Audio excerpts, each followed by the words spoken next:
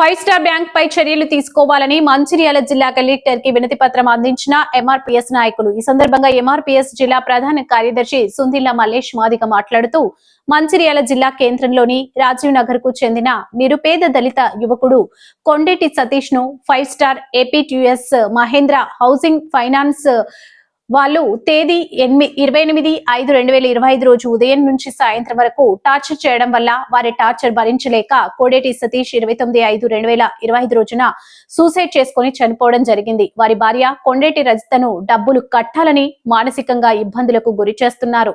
తేదీ 26/12/2025 రోజు రాత్రి 10 గంటల సమయంలో ఇంటికి వచ్చి నోటికి ఎంతొస్తే అంత మాట్లాడుతూ తిడుతూ పైసలు కట్టకపోవడంతో మర్నాడు ఉదయం 10 గంటలకు ఇంటికి వచ్చి వారి పిల్లలు ల్యాప్టాప్ ద్వారా క్లాసులు వింటుంటే మీకెందుకురా చదువు బిచ్చగాళ్ళు మీరు అంటూ తిట్టి క్లాసులు చూసే పిల్లలను నెట్టివేసి వారి వద్ద ఉన్న ల్యాప్టాప్ దౌర్జన్యంగా పట్టుకుపోవడం జరిగింది. అంతేకాకుండా నిన్న 28/12/2025 రాత్రి 7 గంటల సమయంలో నలుగురు ఇంటి మీదకి వచ్చి పైసలు కట్టకపోతే నీ అంతు చూస్తా అంటూ బెదిరించడం జరిగింది. వారి కుటుంబాన్ని సూటి పోటి మాటలు మాట్లాడుతూ విపరీతమైన మానసిక వేదనకు గురి చేయడం జరిగింది.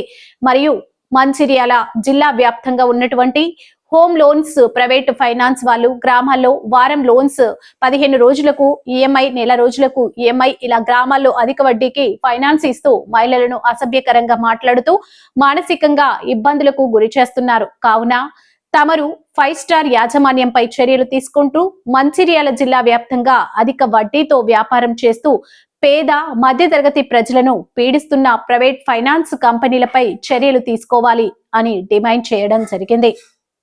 ఈ యొక్క కార్యక్రమంలో ఎంఆర్పీఎస్ జిల్లా ప్రధాన కార్యదర్శి సుందిల్ల మల్లేష్ మాదిగ, ఎంఆర్పీఎస్ ఎంఎస్పీ రాష్ట్ర నాయకులు మంతెన మల్లేష్ మాదిగ, ఎంఆర్పీఎస్ మంచిర్యాల పట్టణ అధ్యక్షులు చిప్పకుర్తి మల్లేష్ మాదిగ, ఎంఆర్పీఎస్ బెల్లంపల్లి పట్టణ ప్రధాన కార్యదర్శి నృతరి శివ మాదిగ బాధితులు తదితరులు పాల్గొన్నారు. జిల్లా వ్యాప్తంగా మైక్రో ఫైనాన్స్ ఆగడాలు, ఫైవ్ స్టార్ బ్యాంకు, మిగతా బ్యాంకులు, ప్రైవేట్ బ్యాంకులు మరి గ్రామాలలో పేద మధ్యతరగతి ప్రజలను పట్టి పీడిస్తున్నాయి.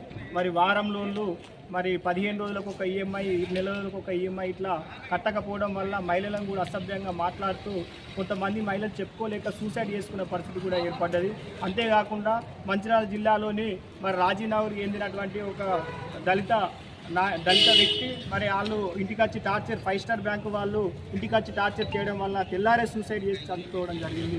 నిజంగా బాధాకరమైన విషయం ఏంటంటే అప్పుల బాధతోటి వీళ్ళు ఫైవ్ స్టార్ వాళ్ళు చేసేటువంటి మరి ఇబ్బందులకే చనిపోయిండు. ముందు వీళ్ళు ఊళ్ళలోకి వచ్చి మరి ఎవరైతే పేద ప్రజలు ఉంటారో వాళ్ళ దగ్గరికి పోయి 80 పైసలు 90 పైసలు వడ్డని చెప్పి మరి వాళ్ళు మిగతా వాళ్ళు వీళ్ళకి ఇరికి సంతకం పెట్టిన తర్వాత 2.5-3 రూపాయల వడ్డీతోటి మరి మధ్యతరగతి ప్రజలను ఇబ్బంది పెడుతున్నారు.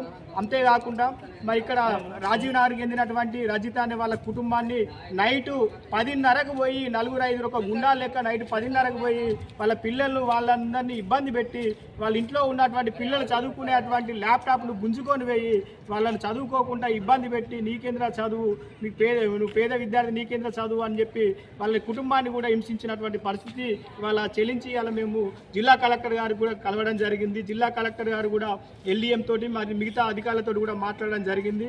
జిల్లాలో ఉన్నటువంటి ఈ ఒక్క కుటుంబమే కాకుండా జిల్లాలో ఉన్నటువంటి పూర్తి ప్రైవేటు ఏవైతే బ్యాంకులు ఉన్నాయో వాటిని పూర్తి విచారణ జరగాలని చెప్పి మేము ఎంఆర్పీఎస్ మంచిర్యాల జిల్లా పక్షాన డిమాండ్ చేస్తున్నాం. ఈ ఫైవ్ స్టార్ బాధితులు ఎవరైతే ఉన్నారో వారు కూడా ఫైవ్ స్టార్ బ్యాంకులు వెంటనే వారి యజమాన్యం ఏదైతుందో ఒకసారి పునరాలోచన చేయాలి.